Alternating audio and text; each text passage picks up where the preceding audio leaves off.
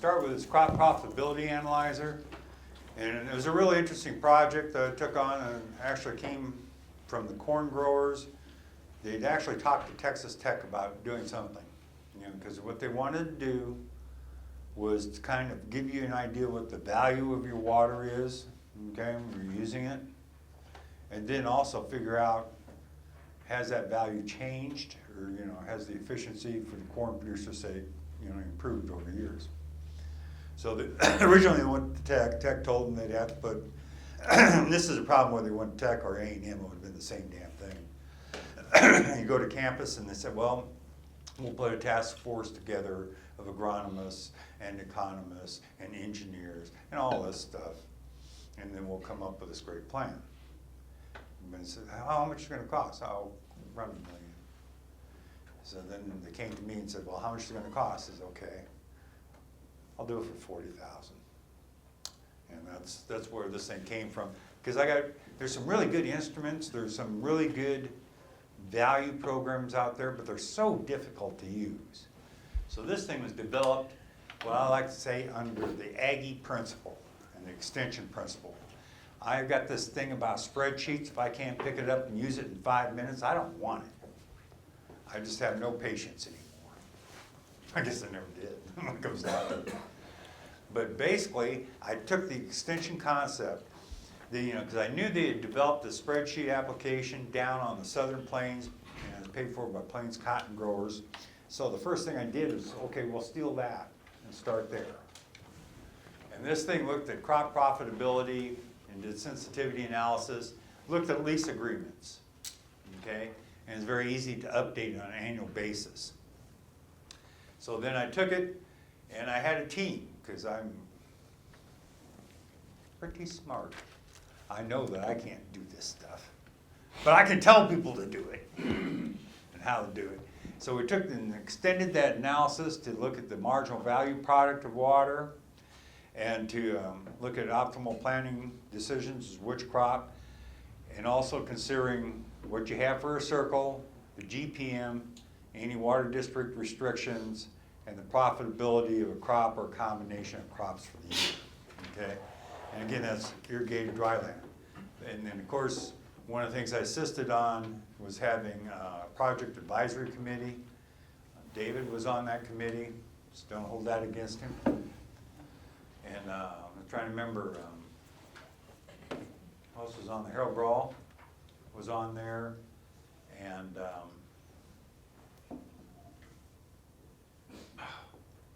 I think Tom Moore. Yeah. And Bryce's dad was on there.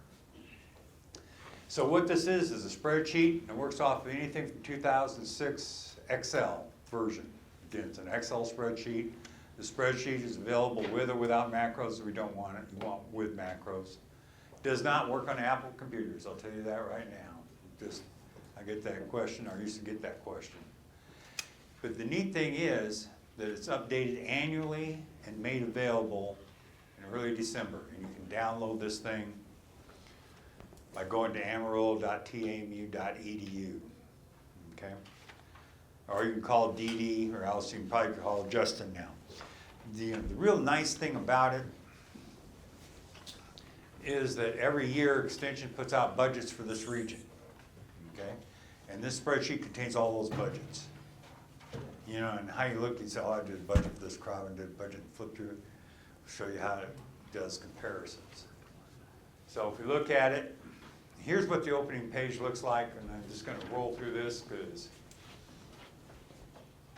this is the instruction page, and basically it tells you how to move from page to page, printing it, save your work, and the blue and the green, which is something you'll pick up, okay? And this is what the menu page looks like.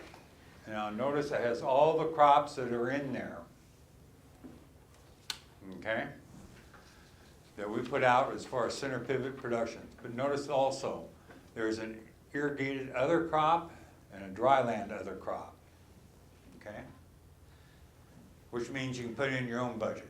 If you have something different, you became the first to get permission to grow marijuana, you put it in your marijuana budget right there. irrigated or dry land. And notice how we can check these in, and I'll show you this, but you can turn them on, you can turn them off, you can pick which budgets you want included in the analysis.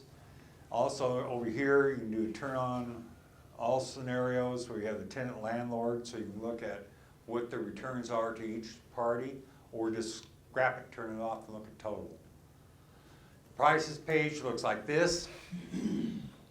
And basically it has some of the prices as far as the, the value per hundredweight. And I'm just kind of cut this off. I'll show it to you in full. And then also you can go here and specify the types of nitrogen and the prices. Everything in blue you change, and then it calculates this to a per unit cost.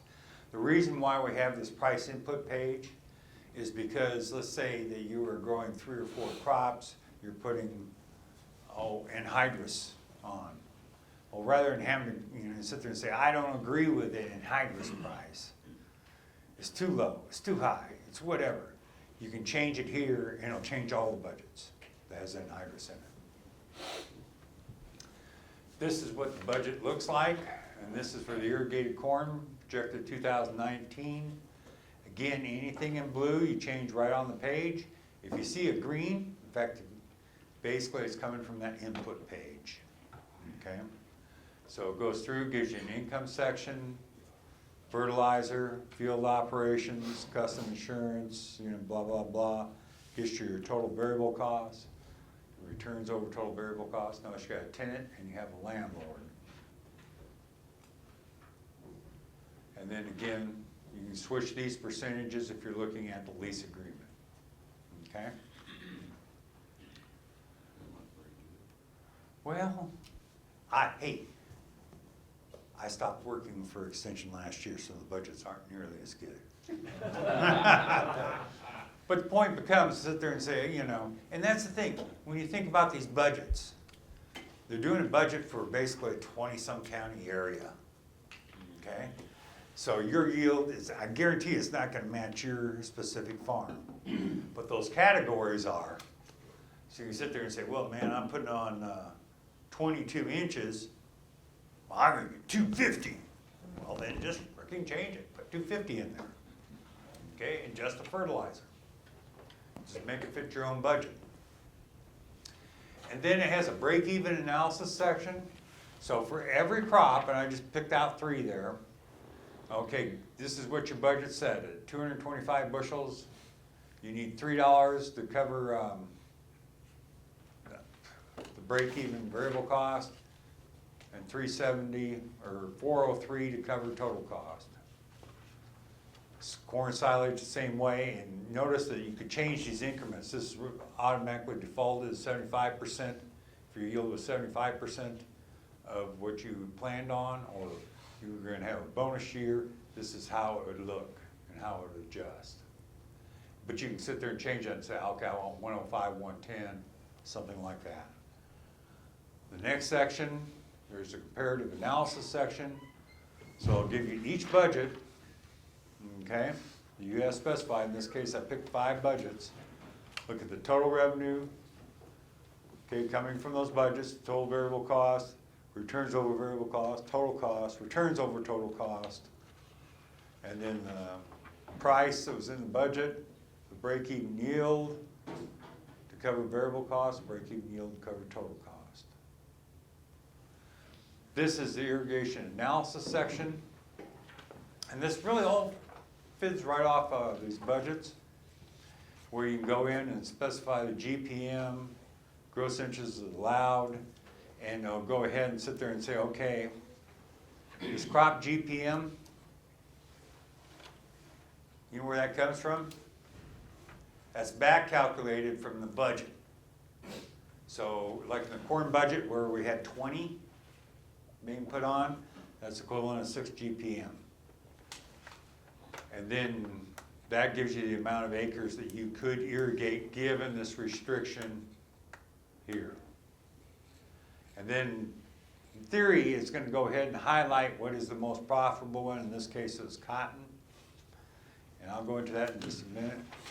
Then it has a graph where you look at what the returns over variable cost per acre inch of water applied for each of the irrigated crops you got specified. And then it shows you these. Basically, what's that telling you? It's telling you that that you didn't have enough water to do a full circle of corn, so if you went in and combined it with dryland cotton, you actually lose a little bit of money. And if you put in dryland sorghum, that's what your revenue over variable cost would look like. Okay, if that water is a restriction. Okay, got an idea? Now we can rock and roll this thing. Let me go ahead and I'm going to pull this thing up. Any questions? Let me know, see if I can keep from screwing this thing up.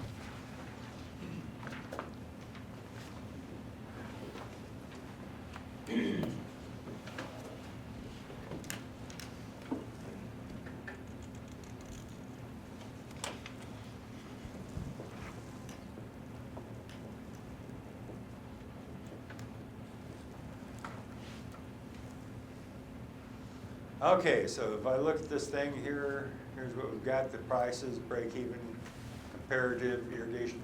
You know, when I first even think, you know, what would be the first thing that you'd be curious about? Okay? To me, is the relative profitability the extension's doing. You know, just out of curiosity, what's going to be that crop? You can go right there to the comparative section.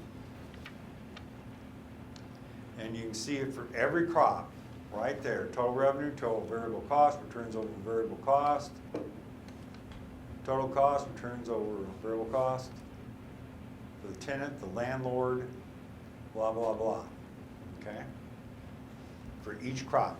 Now, first of all, I'm a simple guy. I don't like a whole hell of a lot of complications in life. So, you know, unless I'm evaluating a lease agreement, I want to see that. Is what I tend to do is, you know, I'll come back here, the menu, is what I'm going to do is turn that off. So now that the comparative section is broken down, that's simple. Okay, given the budget, this is what I anticipate, okay? Total revenue, returns over total cost. Well, I should have been doing the budgets out now. These really are not pretty. Making a little bit of money on corn. The irrigated alpha's always been screwed up. I've never understood that. Cotton, given those specifications, making over $200 an acre irrigated peanuts. Okay? Sorghum seed, as you'd anticipate, would be good. Okay, now let's sit there and say, well, yeah, this is nice, but I still got a lot of crap in here I don't care about. So let's just back up. All I'm doing is clicking over here to the menu. I could go over and access if I want to see something specific. Well, how come this cotton's making so much money? I could go straight to the cotton by clicking there and sit there and say, well, we're doing 1,500 pounds. I might not get 1,500 pounds. Normally I might get, say, 1,250, depending on what. I can sit there and change that. But let's get rid of this. Sit there and say, okay, I grow, it's like this guy's over at Del Hart one time. I was sitting there, you know. I still remember talking to him, and you know, big producer, I'm not going to say who, but, you know, he was sitting there going, it's one of those tough years for corn. And this is a long time ago, but it was a tough year for corn. And I was going, you know, well, you know, this is an alternative crop, that's an alternative crop. And she comes up to me afterwards and goes, Steve, we grow corn. That's all we grow. So don't mess with me. Okay, so let's just go ahead and say, okay, let's just say I want to keep it tight. I just want to look at irrigated corn, irrigated cotton. That's my choices in here. If I was going to have to grow dry land, I'd do what? Sorghum? Dryland cotton? Maybe sunflowers? So there. I've now cut it down to where I'm looking at 2 irrigated crops, 3 dryland crops, alternatives. So I can just go back, look at the comparative, and it gives you just those 5 crops. Not only that, you can go ahead and, of course, every break even for those 5 crops. That's all it looks at. So you've kind of cut that out. Look at the irrigation section. It's all I'm doing is clicking. And it's showing you that at that point, the cotton looks like it'd be the best alternative. And you'd be able to irrigate 120. What's the restriction on the North Plains? How many inches are allowed? Anybody know? 18. So let's put in 18. And of course, that's calculated based on the gross acres. We've got 160 on this. How many GPM do you want to go into that pivot? Oh, well, let's do this. This is one thing I don't understand why I think this got into a little bit of academics, I kind of missed it, is notice that you have minimum planting circle size. Well, yeah, sure, I'm going to go ahead and I'm going to plant 37 acres on a circle. Come on, give me a break. So you can do that, but you can specify, okay, I'll do it in quarters, thirds, half. So let's, being the good economist, I'll pick one in the middle. Say, okay, I can do it in thirds. So you can start to see then that, okay, given that irrigated corn budget, I could irrigate, what, 2/3? Do 2/3 corn. I'd have 40 acres lying out. But the other thing I want to note is why I like that on the circle, because it still gives you the limited max acreage based off the water, which is 83. So you still have that information one way or the other. Now let me change something in here. Let's go to the irrigated corn. See, I can get it right there if I want. I can go down here, I can get it all over the place. And then you can see the combinations too, dryland cotton, what happens to that 20,770. Obviously our dryland cotton, dryland sorghum, sunflowers would be the best alternative, given those budgets. Okay, but let's just say, oh man, yeah, I can get 225, but come back here, I want to show you one more thing here. So that's 6, notice that's 6 GPM per acre. Come back to irrigated corn, let's say I can get 225, and I've learned all these good techniques in the Master Irrigator program, and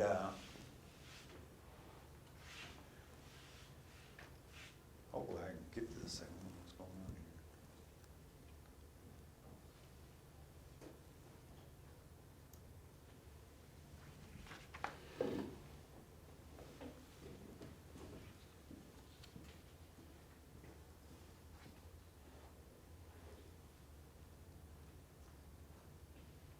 This computer is messing up on me.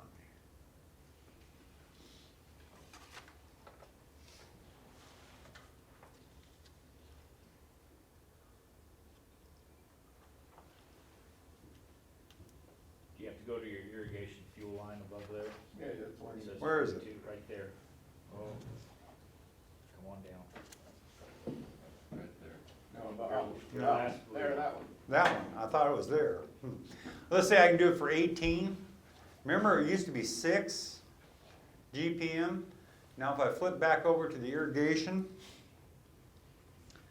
it's basically down to 4.9. So it automatically takes what's in that budget and floats it over, okay? And so again, that changes your solution a little bit as you go through this thing. I'm not as excited on the irrigated cotton. Realistically, and that's really interesting talking to people. These yields seem to go all over the place depending on a number of things. Let's go down to 1250. Come back to the irrigation, and it's still better. But let's say I've got a special deal on the corn. I'm going straight to the feedlot. Now notice that's in green, so I've got to go back up here to the prices menu and sit there and change that to 5. That's a hell of a deal, not a Oh. special deal. Yeah. Hey, I can do it. Okay, so if we look at it, then you start to see that, okay, yeah, I could irrigate 80. Technically, I could, irrigate 102. But okay, given I'm doing it thirds, I can do 80, and the combination of dryland and sunflowers, it is going to yield the best returns over variable cost, 38. But you can see how quickly you can do that once you got all this data in there. And again, you can come back in there and modify any budget at any time, and sit there and make it, customize it to make it fit whatever you do, whether it be 250, whether this be, okay, yeah, I'm putting on, how much water do I want to put on? Let's go 24. Okay. I guess I'm not getting, I want $5, but you guys sit there saying I can't do it. $4.75. Okay, doing that. Now notice you come back in here. And you go back to the irrigated corn budget. Now that 475's in there. Of course, you did the 250. You go and it's in the comparative section. It's in the break-even section. And it's in there. And so you can spend just a few days customizing this, because all these budgets are updated. You know, the projected prices in November. It goes up on December. So it gives you that background. You sit there and say, okay, I can change this a little bit. Okay, this fits my operation, fits that. Make those custom deals. Say, okay, now I spend an hour or so customizing. I've kind of looked out and figured out what crops I want. What do I do now? I got all this great data. Well, you know, duh, you come over here and hit the question mark. And it tells you how to print it, tells you how to save it. So you can save that data entry that fits your own farm. Okay? So it's kind of slick. Got one more thing I want to show you on this, because again, you can play with this. It's obviously not very difficult, because I'm doing it. And let's come back in and let's turn on this tenant landlord. Because one of the things it was originally designed to do is look at these lease agreements. Come back here to our irrigated corn. And you see the tenant, and this is set up as a third, 2/3. Okay? Right now, that, of course, at 475 and 250, you know, not bad. I like that. That's nice, good, positive stuff. It gives you the return to each party. Okay? So the landlord's making about a 75% return. Tenant's making about 12% return. That wouldn't happen, would it? Well, the bottom line becomes, and again, the idea of things being equitable is everything is shared in the same way, and that the returns are basically the same. So then it just comes back to a matter, okay, what is we sharing? So which way? With returns this uneven, you know, and again, this is just a hypothetical, what has to happen? Change your land, your lease agreement. You gotta change your lease agreement with the tenant, or the landlord, what? Picking up more, right? So let's just take it. I went in there right now, we've got, and again, this is after you specified it. Got the corn, okay, we've got the fertilizer being shared, the herbicides being shared. And the idea is anything yield increasing or yield determined is eligible to be shared. Let's share the, let's see where we're at now. Okay, we're at 75-25, 75-12. Well, let's share the corn seed. Okay. And you can see now it's dropped from 75 to 52. This is went up to 18%. What else? You're looking at this. Anything else you typically think about sharing? Our harvest expense. Okay, harvest expense. What are we at here? You'll have me when you see it. It's in there somewhere. That's in harvest. That's it. Yeah, right there. Yeah. So we do that. So we've increased in the seed. Okay, there's 2434, so we're getting pretty close on the thing. You know, we could look at one other thing in here.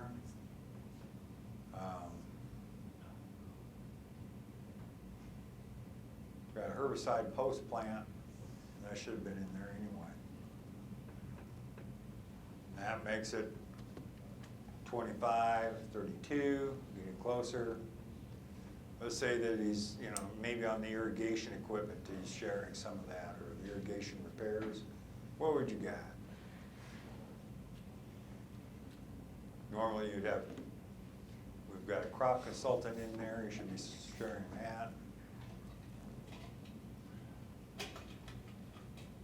And now we're down to 25, 31, so we're getting much closer. But that's how you can use it. And you can take a look at it, but after you specify your costs to make things go. Can you put in cash rent instead of share crop on this? Yeah. But then there's no reason to, you know, that becomes an expense down here under land. In fact, when I do the land, for the most part, you know, rather than going through like property taxes and that, I'll just put the cash rent equivalent in here. And then, you know, that's his, well, that'd be your cost then. And that really changes it a lot as Yeah. far as the percentages from going to cash rent percentage versus. Well, if it's cash rent, this is an academic exercise. You know, we don't need the tenant landlord, because the landlord's already got that. That just becomes an expense. So back then, you're just back to going to that total, and this entering that as a land expense on your own budget. You know, one of the things I've seen have come up, and I probably, over the 30 years I was working for Extension, I probably did 500 of these. I've heard about every possible scenario. But you know, one of the things that's come up is a non-sharing percentage. Okay? If you think about, okay, so the tenant or the landlord's providing the land and it's worth 120. Okay, well, what percentage of that? You see what I'm talking about? And so then that usually works out, depending on the crop, somewhere around 15%, so 15 to 16, 17% as a non-sharing agreement. But it's just another little thing you can do in this. How expensive is this program? That's what I was wondering. 40,000? Free. Well, that's what it costs to develop it. Thanks to your corn growers. Nothing. How often is it updated? Once a year. And it's all you gotta just go and download it. It'll actually, this one will be on the flash drive that you get. So is what I'm saying, it's a first shot. Some things I don't, you know, I'd like to have done with it, you know, which is doing combinations of irrigated crops or things like that. That's where part of your checkoff dollars went for the corn. Yeah. And I think it was a damn good investment.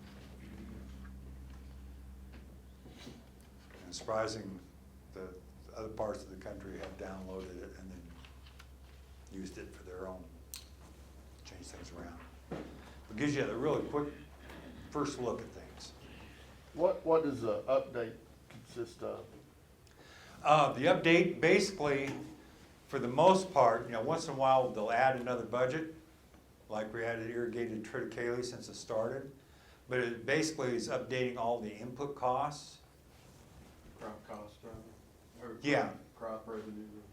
And then sometimes it'll be updating operations on the, Fertilizer costs. yeah, fertilizer costs. Input cost and crop prices, basically. Yeah, all this gets updated as of November, you know, and they're going out and contacting Sunray Co-op and all these, no, not Sunray, Ag Producers Co-op, 3 or 4 different sources to update all this information as to what they're anticipating the cost will be. And then sometimes there's adjustments made to the budgets themselves if, you know, there's too much fertilizer application or whatever. Once in a while, budget's added or deleted. But that way it's done, so it's ready, it's the projection for 2019. And then you can come in there and say, okay, I can get a better deal here, or maybe this is gonna cost me more there, I don't have this field operation. That's the neat thing. Then you turn around and make those adjustments, save it, and then you've got your own, you know. And again, it's all you gotta do is go to amarillo.tmu.edu, download it, Excel, spreadsheet, it's really easy. Your flash drive, isn't it? Mm-hmm. Is there time enough to take the crop share off and maybe just put it as a cash lease of $150 an acre on corn? That was kind of eye-opening, taking all of the responsibility, and putting it on the tenant, and just.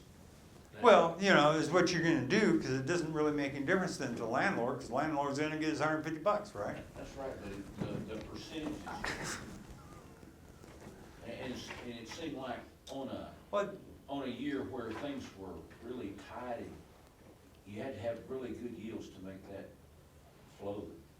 But it's, from a tenant point of view, not having to deal with the landlord on a daily basis is. yeah, I mean, you can look at the relative returns, but again, is what I would do on that is just sit there and drop off the tenant landlord, Stick in a cost. stick in a cost, yeah. Just go to the budget, irrigated corn, come down here on the land cost. See, none of this is holding now, because they're just looking at the total. And just make sure your land cost is wherever that cash price is gonna be. 150. But there's a toggle you can do and change from crop share to cash lease, Sure. and that. And is what you could do, if you wanna do it that way, you can just leave that as 100%, take all those, 7-0. If you wanna look at both sides of the game. Yeah, that shows the percentages a lot, the difference